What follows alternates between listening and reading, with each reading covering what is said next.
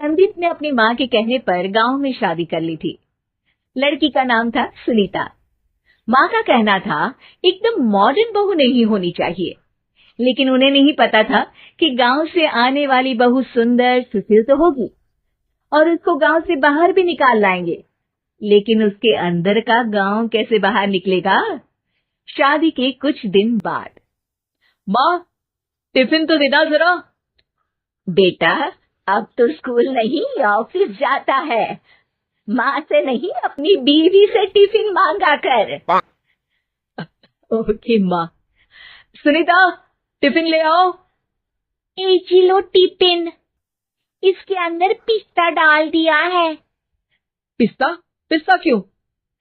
सास जी ने बोला था ना कि आपको पिस्ता बहुत पसंद है। ओहो, मैंने पिस्ता नहीं पास्ता बोला था, पास्ता। पास्ता? कहीं होता है पास्ता? अरे बेटी, तू रहने दे, मैं बना दूंगी।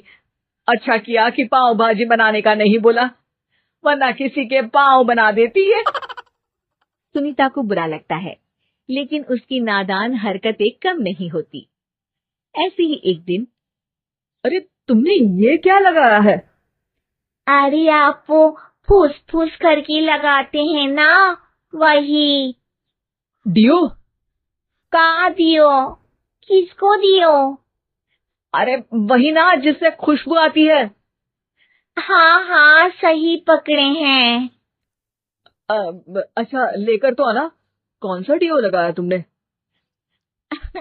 अभी लेकर आते हैं जी। संदीप की बात मानकर सुनीता अंदर से खुशबू वाला फुसफुस लेकर आती है। ओएमजी! ओएमजी मतलब ओ माय गणेश ना। अरे ओएमजी छोड़ो, और ये खुशबू वाला फुसफुस की बात कर रही थी तुम? हाँ, इसी की। फिर से सही पकड़े हैं। अरे देवी, लेकिन आप सही नहीं पकड़े हैं, ये डियो नहीं है। डियो नहीं है तो क्या लियो है? अरे ये रूम फ्रेशनर है, जिसको कमरे में छिड़कते हैं, खुद पर नहीं। कोई बात नहीं, माँ कहती थी आत्मा किराएदार है, शरीर एक किराए का कर्म। हम शरीर पे ये डाल लिए तो क्या फर्क पड़ जाएगा।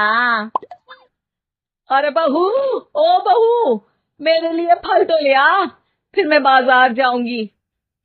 सुनीता अपनी सास के लिए फल लेकर आती है। अरे बेटा, पपीता, तरबूज और सेब फल ऐसे कैसे खा लूं? काट कर तो ले आ। माँ जी, मेरे गांव में तो खेत से उठा के सीधा खा लेते हैं। अरे ये तेरा गांव नहीं है ना। अरे संदीप, तू ही कुछ समझा देना इसको बेटा। मैं कैसे समझाऊं माँ, ये तो माइक्रोवेव को भी भट्टी बोलती है। कल मैंने बोला हाय कैसी हो, तो बोलती है किसी को हाय नहीं लगानी चाहिए। अरे सुनीता, तेरा क्या होगा? अभी तो कैसे बताऊं माँ जी, अभी हम कुछ करेंगे फिर पता चलेगा क्या होगा, लड़का या लड़की। हे भगवान, कहाँ से आ गई ये? रामपुर से जी, आप ही तो लेकर आए थे मुझे। अरे मुझे माफ कर दो। पहले कोई गलती तो करिए जी, आपकी तो सारी गलती माफ कर देंगे हम। हाँ। अरे बहू, मेरी बात सुन। फल यानी कि फ्रूट जब भी लाए ना, तो काट कर लाना, ठीक है? जी ठीक है माँ जी, फल यानी फ्रूट यानी काट के लाऊंगी। सुनीता रोज ही कोई ऐसी हरकत कर देती जिसकी वजह से उसे घर में दो बातें सुननी पड़ती।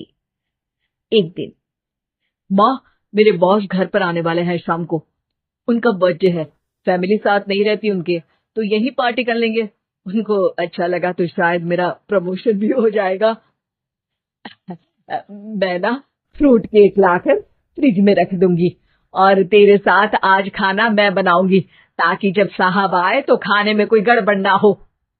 शाम को जब सारी तैयारियां हो जाती है, संदीप के साथ बड़े साहब भी घर आते हैं। आप फ्रूट केक तो ले आना बहू, फिर खाना खाएंगे। और इस सब की क्या जरूरत थी, आपने बुलाया वही काफी है। सर, आपका परिवार शहर में नहीं है तो हम ही आपके परिवार जैसे हैं सर। इतने में ही सुनीता फ्रूट केक लेकर आती है और बड़े साहब की टेबल पर रख देती है, और जैसे ही केक के ऊपर का बॉक्स हटाती है, ओह, ये क्या है? केक तो फटा हुआ है। मैं तो ऐसा नहीं लाई थी।